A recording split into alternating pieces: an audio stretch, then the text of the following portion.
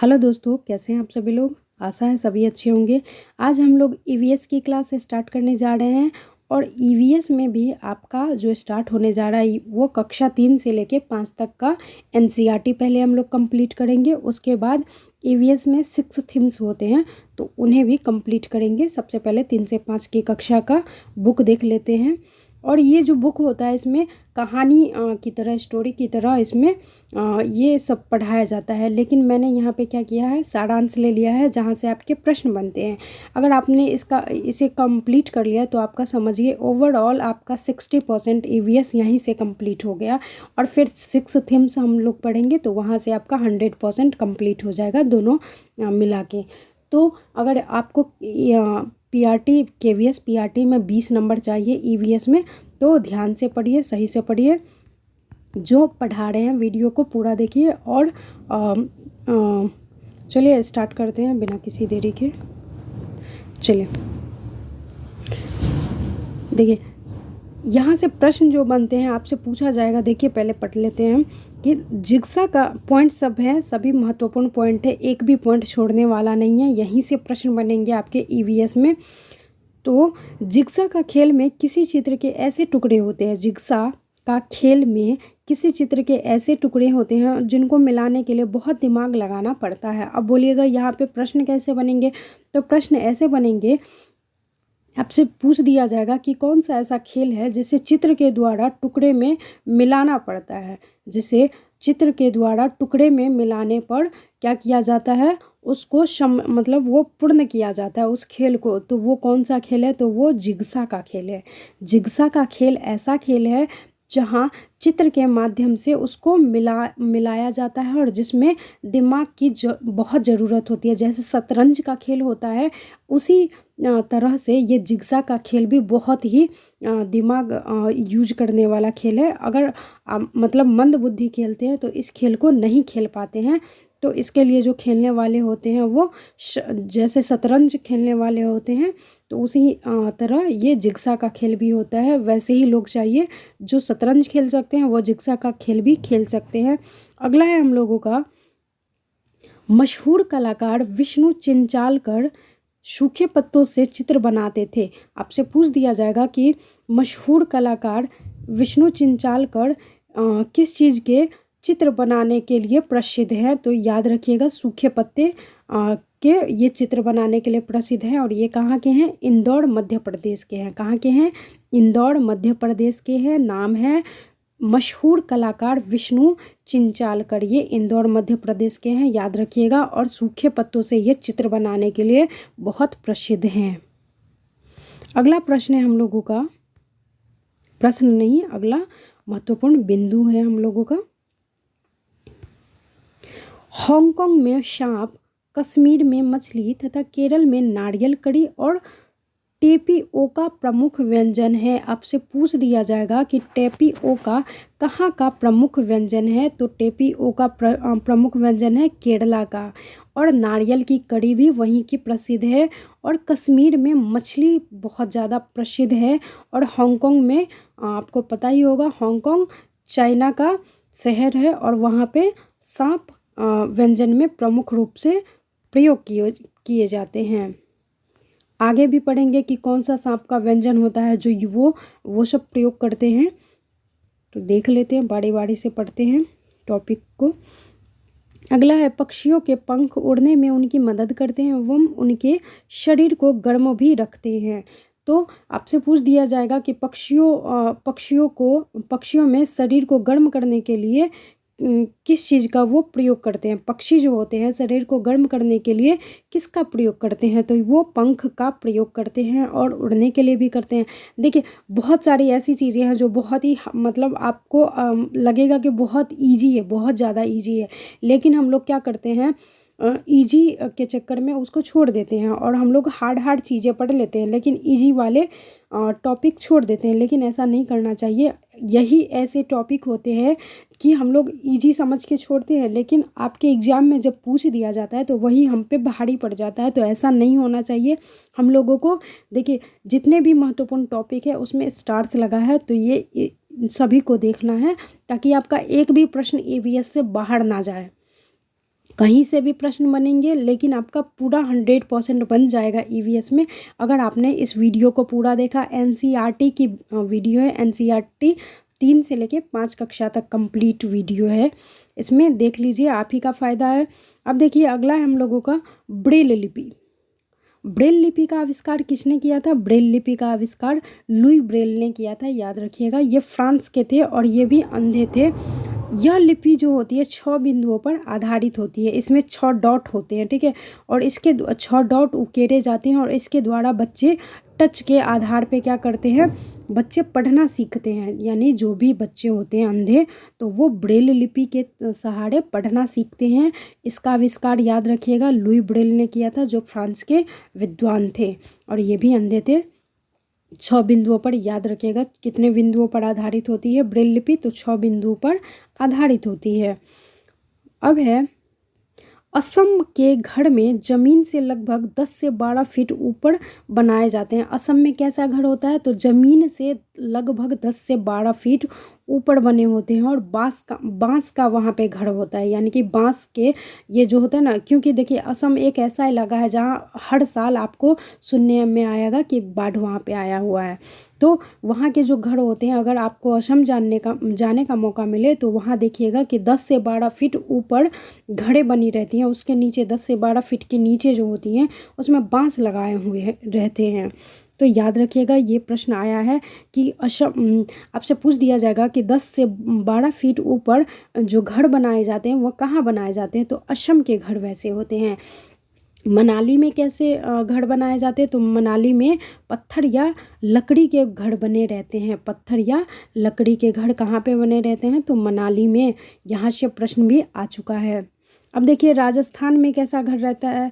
तो राजस्थान में मिट्टी के घरों में मोटी दीवारें होती हैं। राजस्थान की जो घर होती हैं वो मिट्टी के घर होते हैं और उसकी जो छतें होती हैं कटीली झाड़ियों की बनी होती है। याद रखिएगा राजस्थान में मिट्टी के घरों में मोटी दीवार होती है तथा छतें कटीली झाड़ियों से बनी हुई होती हैं और आंगन में गड्ढा बनाकर उसे पक्का करके टाँका बनाते हैं, जिसमें क्या किया जाता है, वहाँ पानी, मतलब उसको जब कभी भी बारिश होती है तो उसमें पानी वहाँ पे आके, मतलब क्या कह सकते हैं उसको, उसमें पानी संचित किया जाता है आंगन में, इस टाँका में, जिसको टंकी हम सब कहते हैं, इसको टाँका कहते हैं वहाँ पे। लेकिन यहाँ पे ये है कि आंगन में गड्ढा बनाकर उसे पक्का किया जाता है और तब उसमें जब कभी भी बरसात का मौसम आता है तो उसमें पानी संचित करके रखा जाता है। अब देखिए केरल के कुछ भागों में बच्चे पानी को पार करने के लिए वल्लम लकड़ी से बनी छोटी नाव में बैठकर स्कूल जाते हैं। यहाँ से प्रश्न ऐसे ही बनेंगे आपसे, छोटी छोटी टॉपिक्स हैं लेकिन इसको ईजी बिल्कुल भी नहीं समझिएगा। ईजी समझ के ये हम पे हार्ड हो सकता है एग्ज़ाम हॉल में। क्या है? केरल में कुछ भागों में बच्चे क्या, यानी कि बच्चे जो स्कूल जाते हैं तो वो लकड़ी से छोटी नाव बनी रहती है और उसको क्या, लकड़ी से नाव, छोटे नाव बने रहते हैं तो उसको क्या कहते हैं, वल्लम कहा जाता है। लकड़ी के बने छोटे नाव को वल्लम कहा जाता है, याद रखिएगा। और उसी के सहारे बच्चे स्कूल जाते हैं पानी को पार करके। अब है असम में बांस के पुल, लद्दाख में ट्रॉली, राजस्थान में ऊंट, गुजरात में जुगाड़ से उत्तरांचल में पथरीले रास्तों को पार करके बच्चे स्कूल जाते हैं। असम में कैसे बच्चे जाते हैं स्कूल? तो बांस के पुल से जाते हैं। लद्दाख में कैसे जाते हैं? तो ट्रॉली में जाते हैं। राजस्थान में कैसे जाते हैं? ऊंट से जाते हैं। गुजरात में जुगाड़ से जाते हैं। उत्तरांचल में पथरीले रास्तों को पार करके बच्चे विद्यालय जाते हैं, याद रखिएगा। देखिए जानवरों के शरीर पर बाल होने के कारण उनके बाल पर डिजाइन होती हैं। जानवरों के शरीर पे बाल होते हैं ना, तो इसीलिए वो क्या लगते रहता है, उनका डिजाइन जो बाल के कारण ही उसमें बाल का डिजाइन लगते रहता है। उनकी आकृति जो होती है जानवरों में, जिन जानवरों के कान बाहर दिखाई देते हैं उनके शरीर पर बाल होते हैं। यानी ये याद रखिएगा, आपसे ये पूछ देगा कि जिन जानवरों के कान बाहर दिखाई देते हैं उनके शरीर मतलब उनके शरीर पर बाल होते हैं या नहीं होते? तो होते हैं। जिन जानवरों के कान बाहर दिखाई देते हैं उनके शरीर पर बाल होते हैं, और वे बच्चे देते हैं। जिनके कान बाहर दिखाई नहीं देते, उनके शरीर पर बाल नहीं होते, वे क्या करते हैं, अंडे देते हैं। याद रखिएगा, चाहे मनुष्य हो, मनुष्य भी है ना, मनुष्य के कान क्या रहते हैं, बाहर रहते हैं, तभी तो उनके शरीर पे रोए रहते हैं। और ये भी याद रखिएगा कि जिन जानवरों के कान बाहर होते हैं तो उनके शरीर पर बाल होते हैं, और वे जैसे मनुष्य होते हैं, मनुष्य की तरह ही ये क्या होते हैं, बाल, मतलब वे बच्चे भी देते हैं जिनके कान, और ये याद रखिएगा जिनके कान बाहर दिखाई देते हैं उनके शरीर पर बाल नहीं होते, वे अंडे देते हैं। ठीक है, ये याद रखिएगा। अगला है, एक बड़ा हाथी एक दिन में 100 किलोग्राम से ज़्यादा पत्ते और झाड़ियाँ खा लेता है। ये भी प्रश्न आया है, ये सीटेट सब में भी आया है। देखिए, अगर ये ईवीएस कंप्लीट करते हैं तो आपका कहीं ना कहीं जो सीटेट क्लास अभी एग्ज़ाम चल रहा है तो उसमें भी आपको बहुत हेल्पफुल, ये आपके लिए बहुत ही हेल्पफुल है। जो सीटेट की तैयारी कर रहे हैं उनके लिए भी हेल्पफुल है। अभी सीटेट का एग्ज़ाम भी चल रहा है, ये 7 फरवरी तक एग्ज़ाम चलेगा, और देखिए आगे भी डेट बढ़ सकता है, 9 फरवरी तक भी हो सकता है, क्योंकि हाल ही में एक एग्ज़ाम सुनने में आया है रद्द हुआ है, लेकिन वो रद्द नहीं हुआ है, वो अफवाह है, अफवाहों पर ध्यान नहीं दीजिएगा।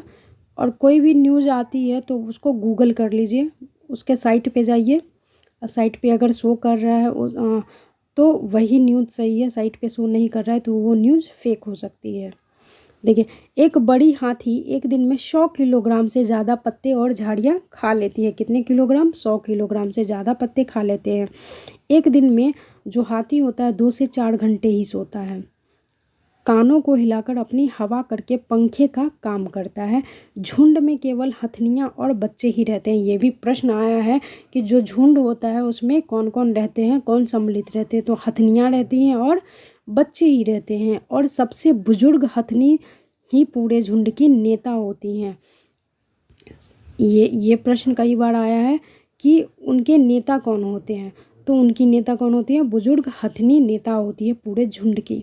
झुंड में 10 से 12 हथनियाँ और बच्चे होते हैं। हाथी 14 से 15 वर्ष तक ही उस झुंड में रहते हैं। यह भी याद रखिएगा कितने वर्ष तक वो झुंड में सम्मिलित रहते हैं, तो मात्र 14 से 15 वर्ष तक सम्मिलित रहते हैं, फिर वे झुंड को छोड़ देते हैं और अकेले रहते हैं। एक 3 महीने के हाथी के बच्चे का वज़न कितना होता है? 200 किलोग्राम होता है। 3 महीने, यानी कि एक जो बच्चा है, अगर वो हाथी का बच्चा है, अगर वो 3 महीने का है तो उसका वज़न 200 किलोग्राम होता है, याद रखिएगा। अगला है, राजस्थान में जोधपुर बिश्नोई लोग पेड़ों एवं जानवरों की रक्षा करते हैं। ये याद रखिएगा, राजस्थान में बिश्नोई लोग कौन रक्षा करते हैं? पेड़ों की और जानवरों की, तो बिश्नोई लोग होते हैं, वो रक्षा करते हैं। वहीं से चिपको आंदोलन की शुरुआत हुई थी। ये याद रखिएगा, चिपको आंदोलन खेजरी गांव में हुआ था। ये आगे चल के पढ़ेंगे। यहाँ पे पहले देख लीजिए, खेजरी रेगिस्तान इलाके में पाए जाने वाला पेड़ है तथा इसे पानी की ज़्यादा ज़रूरत नहीं होती है। आपसे पूछ दिया जाएगा कि कौन सा ऐसा पेड़ है जो रेगिस्तान में पाया जाता है और उसे पानी की आवश्यकता नहीं होती, ये भी प्रश्न आया है, तो वो है खेजरी पेड़। ठीक है, तथा इसे पानी की ज़्यादा ज़रूरत नहीं होती है। इस पेड़ की लकड़ी को कीड़ा नहीं लगता है तथा इस पेड़ की छाल से दवा बनाई जाती है। इस पेड़ की छाल से क्या होती है? दवा भी बनती है। खेजड़ी के पेड़ से पेड़ की फलियां की सब्जी बनती है, यानी कि पेड़ के जो फलियां होती है उसकी क्या बनाई जाती हैं? सब्जियां बनाई जाती है, तथा पत्तियां जानवर खाते हैं। यानी कि इस पेड़ का, खेजड़ी पेड़ का एक भी चीज़ वेस्ट नहीं जाता है, यानी कि सभी चीज़ें काम में ही आती हैं, है ना। याद रखिएगा, बहुत ही महत्वपूर्ण है। आप लोग सोच रहे होंगे कि ये रेड क्यों लगा है, तो मैं जब एग्ज़ाम की तैयारी कर रही थी, जब मैंने सीटेट यूपी टेट दिया था, तभी का ये लगा हुआ है।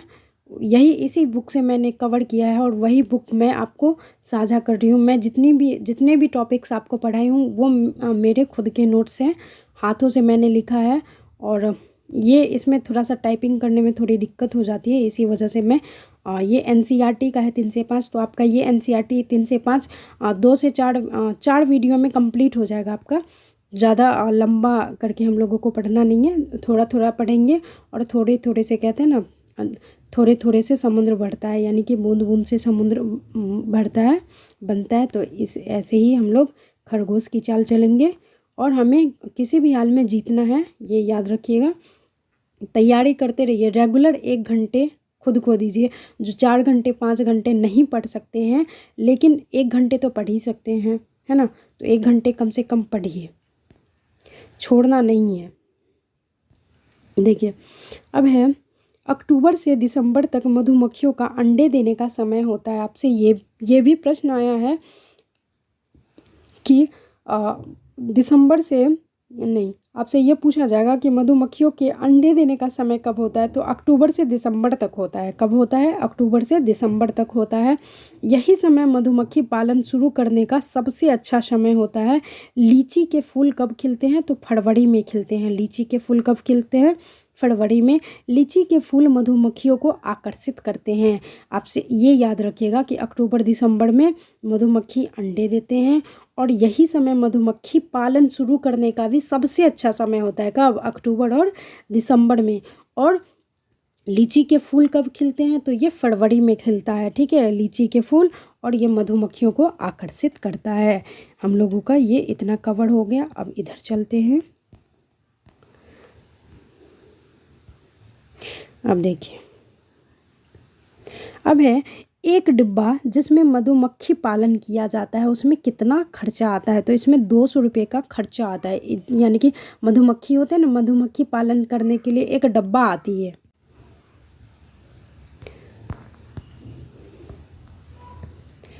वो 200 रुपये का आता है, तथा इसमें एक डिब्बे में 12 किलोग्राम शहद निकलता है। ये याद रखिएगा, 12 किलोग्राम एक डब्बे में शहद निकलता है। अब है अगला टॉपिक है, मतलब पॉइंट है, रानी चींटियां अंडे देती हैं। ये भी एग्जाम में आया है, ये सीटेट के एग्जाम में आ चुका है, और केवीएस में भी यहीं से प्रश्न बनते हैं। केवीएस का जो आप प्रीवियस ईयर का एग्ज़ाम हम लोग करेंगे, केवीएस पीआरटी के क्वेश्चन भी करेंगे, तो इसमें देख लीजिएगा यहीं से प्रश्न बने हैं। रानी चींटियां अंडे देती हैं। रानी चींटियां क्या करती हैं? रानी चींटियों का क्या काम है? रानी चींटियों का काम है अंडे देना। जबकि सिपाही चींटी का क्या काम है? देख लीजिए, बिल का ध्यान रखना। याद रखिएगा, रानी चींटियां अंडे देती हैं, सिपाही चींटियों का काम है बिल का ध्यान रखना, और काम करने वाली चींटियां भोजन ढूंढकर बिल तक लाती हैं। काम करने वाली जो चींटियां होती हैं क्या करती हैं? भोजन को ढूंढकर बिल तक लाती है, और ये चींटियों का मसला ख़त्म हो गया। रानी चींटियां याद रखिएगा अंडे देने का काम करती हैं, सिपाही चींटियां क्या करती हैं? बिल का ध्यान रखने का काम करती हैं, और जो काम करने वाली चींटियां क्या करती हैं? वो भोजन ढूंढने का काम करती है, और साथ में वो भोजन ढूंढ के क्या करती हैं? बिल तक लाती हैं। आप देखते होंगे वो चींटियां क्या एक सीध में जाते रहती हैं। और ये भी याद रखिएगा कि जो चींटियां होती हैं उसमें एक विशेष प्रकार का गंध होता है, जो क्या करता है? वो गंध छोड़ते हुए वो जाती है। यानी आप कभी भी देखिएगा कि जब कभी भी चींटियां क्या करती है, लाइन बाय लाइन जाते रहती है, और आपने यहाँ से अगर एक चींटी उठा के यहाँ रख दिया, तो ये चींटियां फिर से रास्ता भटकेंगी नहीं, वो सूंघ के इस हिसाब से अपने अपने मतलब बिल तक पहुंच जाती है। उसमें ये कारण होता है कि उसमें एक विशेष प्रकार की गंध होती है। ये भी याद रखिएगा आप लोग। अब है, केरल की भाषा मलयालम है। याद रखिएगा, केरल की भाषा क्या है? मलयालम है। मलयालम भाषा में विलियम्मा किसको कहते हैं? तो माँ की बड़ी बहन को कहते हैं। केरल की जो भाषा होती है, एक तो मलयालम होती है, और मलयालम में माँ की बड़ी बहन को, यानी कि जिसे हम मौसी कहते हैं, तो उसको क्या कहते हैं? विलियम्मा कहते हैं। लेकिन बड़ी माँ को कहते हैं, माँ की बड़ी बहन को कहते हैं। माँ की बड़ी बहन को, माँ की छोटी बहन को भी हम लोग मौसी कहते हैं, लेकिन जो बड़ी बहन होंगी उनको क्या कहते हैं? विलियम्मा कहते हैं, ठीक है, यानी बड़ी मौसी को विलियम्मा कहते हैं। अम्मू माँ अपनी माँ की माँ को कहा जाता है। अम्मू माँ अपनी माँ की माँ को कहा जाता है।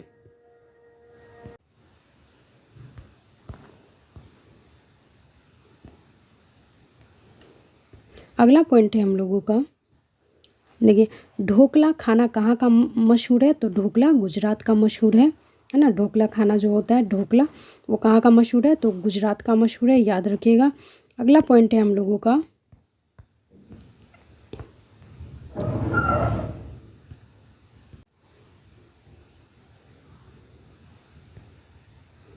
अगला पॉइंट है कोंकणी गोवा की मराठी कोंकणी कोंकणी, गोवा की कोंकणी गोवा की तथा कोंकणी यहाँ पे लिखा है कोंकणी होता है गोवा की, मराठी महाराष्ट्र की तथा कन्नड़ कर्नाटक की भाषा है। गोवा की भाषा क्या है? कोंकणी है। और मराठी क्या है? कहाँ की भाषा है? महाराष्ट्र की है। और कन्नड़ कहाँ की भाषा है? तो कर्नाटका की भाषा है। ये याद रखिएगा। ये भी याद रखिएगा कि फेरी केरल में प्रयोग होने वाली नाव है। केरला में जो प्रयोग होती है उस नाव को किस नाम से जाना जाता है? तो फेरी के नाम से जाना जाता है। ये याद रखिएगा। और यहाँ भी हम लोगों ने पढ़ा था, देखिए कहाँ गया, यहाँ भी हम लोगों ने पढ़ा था, अच्छा टेपियोका, ये प्रमुख व्यंजन था केरला का। और नाव क्या था? नाव था फेरी, जो केरला में प्रसिद्ध है। अब देखिए आंध्र प्रदेश में लोगों का एक समूह कैंप लगता है। आपसे पूछ दिया जाएगा कि कहाँ समूह कैंप लगता है, तो वो आंध्र प्रदेश में लगता है। इस कैंप द्वारा कम उम्र की शादीशुदा लड़कियों और लड़के की उम्र 18 वर्ष होती है और लड़कों की कितनी होती है? 21 वर्ष होती हैं और फिर से स्कूल भेजने में मदद की जाती है। ये समूह कैंप कहाँ पे लगता है? तो सबसे पहले तो आंध्र प्रदेश में लगता है। और इसमें ऐसे होते हैं यानी कि जो शादीशुदा होते हैं और जिनकी उम्र 18 वर्ष होती है या 21 वर्ष होती है, तो उनको क्या किया जाता है? अगर बच्चे पढ़ाई छोड़ दिए हैं तो उनको फिर से वो स्कूल भेजने का काम यहाँ पे किया जाता है इस समूह द्वारा। ठीक है, अगला टॉपिक है हम लोगों का पॉइंट है अगला, देखिए। और आंध्र प्रदेश में ही कबड्डी को देखिए चेडुगु हु तू तू हा डू इस नाम से जाना जाता है कबड्डी को। ठीक है, अगला पॉइंट है हम लोगों का कि कर्णम मल्लेश्वरी, नाम सुने होंगे, वेट लिफ्टर हैं ये। कर्णम मल्लेश्वरी एक वेट लिफ्टर है जो आंध्र प्रदेश की हैं। कहाँ की हैं? आंध्र प्रदेश की हैं वेट लिफ्टर कर्णम मल्लेश्वरी। इन पे भी कई बार प्रश्न आया है। इन्होंने 130 किलोग्राम तक ये क्या करती हैं? वजन उठा लेती हैं। और इन्होंने भारत के बाहर 29 मेडल जीते हैं। ये याद रखिएगा कि कर्णम मल्लेश्वरी किस खेल से जुड़ी हुई हैं? तो ये वेट लिफ्टर हैं और ये कहाँ की हैं? तो आंध्र प्रदेश की हैं। और ये कितने किलोग्राम तक वजन उठा लेती हैं? तो 130 किलोग्राम तक। और इन्हें कितने मेडल अभी तक मिल चुके हैं? तो 29 मेडल अभी तक मिल चुके हैं। अगला हम लोगों का पॉइंट ज्वाला लीला हीरा 3 बहन हैं जो कबड्डी खेलती हैं। फूलों की घाटी, अच्छा ये 3 बहनें, ये देखिए ज्वाला लीला हीरा। आपसे पूछ दिया जाएगा कि ये इन दोनों का नाम रहेगा, ये तीसरा नाम आपको ढूंढने के लिए बोला जाएगा, यानी सम्मिलित रूप है, यानी कि कौन सी 3 ऐसी बहनें हैं जो कबड्डी खेलती हैं। तो ये आपसे दे दिया जाएगा ज्वाला लीला, या अन्य का नाम नहीं रहेगा, तो ये याद रखिएगा ज्वाला लीला हीरा। अगला है देखिए फूलों की घाटी उत्तराखंड। फूलों की घाटी कहाँ है? तो ये याद रखिए उत्तराखंड राज्य में है। बहुत ही इसको फ्लावर वैली ऑफ फ्लावर भी कहा जाता है। फ्लावर वैली के नाम से बहुत ज़्यादा प्रसिद्ध है। उत्तराखंड राज्य में ये अवस्थित है। बहुत ही ये दृश्य बहुत ही ये 6 महीने के लिए ही शायद खुलती है, लेकिन उत्तराखंड अगर आपको जाना पड़े तो आप वहाँ पे जाइएगा, फूलों की घाटी ज़रूर देखिएगा। देखिए, और ये भी याद रखिएगा कि उत्तराखंड में ही है फूलों की घाटी, है ना। और यहाँ केवल कुछ हफ्तों के लिए ही फूल खिलते हैं और ये भी 6 महीने के लिए ही 6 महीने में ये देखिए फरवरी या कुछ रहता है इसी जिस महीने में ये खुलता है। तो आप अगर यहाँ पे जाना चाहते हैं तो मंथ मतलब चेक करके जाइएगा कि कब ये खुलता है कब नहीं खुलता है। अब ये नहीं कि आप गए और वहाँ पे बंद रहे। तो ये 1 सप्ताह के लिए ही खुलता है। और ये याद रखिएगा कि फूलों की घाटी कहाँ है, तो ये उत्तराखंड में है। कई बार पूछा गया है ये भी एग्जाम में। अब देखिए मधुबनी पेंटिंग कहाँ से संबंधित है, तो ये बिहार से संबंधित है। बिहार में मधुबनी नाम का एक ज़िला है। त्योहारों और खुशी के मौक़ों पर वहाँ के घर दीवारों पर आंगन में इसी प्रकार के चित्र बनाए जाते हैं। मधुबनी डिजाइन पिसे हुए चावल के घोल में रंग मिलाकर बनाए जाते हैं। इन्हें बनाने के लिए नील, हल्दी, फूल, पेड़ों के रंग आदि का इस्तेमाल किया जाता है। यानी मधुबनी ज़िला है बिहार का, जहाँ से हम बिलोंग करते हैं, यही है। हम लोगों के यहाँ क्या होता है कि जब कभी भी खुशियों का या कोई भी त्योहार होता है तो वहाँ पे घर या दीवारों पर हम लोगों में क्या होता है, अब तो यहाँ पे क्या मतलब वो ईंटों का यानी मकान सब बन गए हैं, लेकिन पहले अभी भी आप अगर गांव वगैरह या देहात में जाइएगा और लेकिन अभी भी मकान बन गए, फिर भी आंगनों में हम लोगों का क्या होता है कि घर या दीवारों पर ये ऐसे चित्र बनाए जाते हैं जो वो चावल के पिसे हुए रंगों का घोल होता है वो। यानी कि हम लोग किसी भी आर्टिफिशियल कलर का यूज नहीं करते। इसमें घोल जो भी होता है, रंगों का घोल होता है, वो नेचुरल होता है, जिसमें नील, हल्दी, फूल, पेड़ आदि का रंग मतलब फूल, पेड़ और आदि रंगों का इस्तेमाल किया जाता है। और ये याद रखिएगा, ये प्राकृतिक रंगों की रंगोली बनती है। रंगोली कह सकते हैं इसको, लेकिन रंगोली नहीं होती है। मधुबनी पेंटिंग ये मतलब क्या कहते हैं, ये कृष्ण या प्राकृतिक सुंदरता को दिखलाने के लिए यहाँ पे प्रयोग होता है। जैसे कृष्णा, राधा या प्राकृतिक चित्रण इसमें उकेरा जाता है मधुबनी पेंटिंग के थ्रू।